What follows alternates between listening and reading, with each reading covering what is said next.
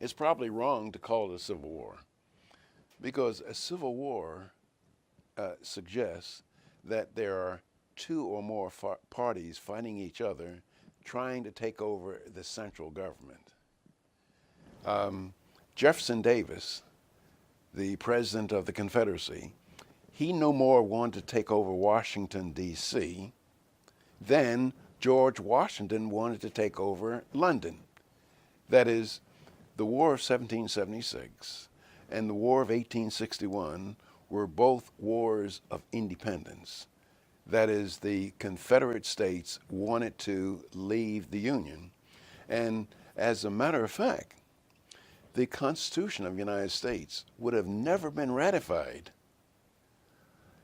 had states thought that they could not secede from the Union. Matter of fact, the ratification documents of Rhode Island, New York, and Virginia, they explicitly say in their ratification document that if the federal government becomes abusive of the powers that we've delegated to it, we have the right to resume those powers. Now, what the bottom line of the Civil War, of the war between the states, I should call it, or the War of 1861, it settled the issue of secession.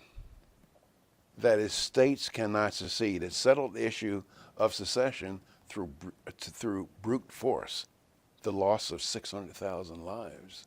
Now, once it's settled that states cannot secede, then the federal government can do anything it wants to the states, because the states just have to take it. I mean, it's very much like a marriage.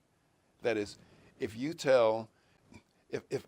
I tell your wife that she can't divorce you, then you can treat her any way you want to, because she has no options. That's the same thing. That's the same result of the war between the states.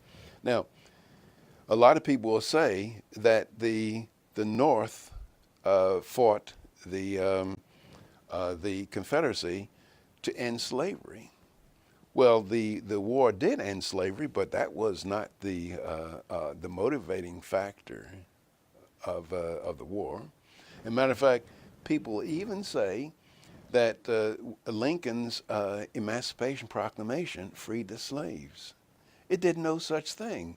That is, if you read the Emancipation Proclamation, it only freed the slaves in the state. It actually says in the proclamation, it frees the slaves only in those states that are in rebellion against the Union.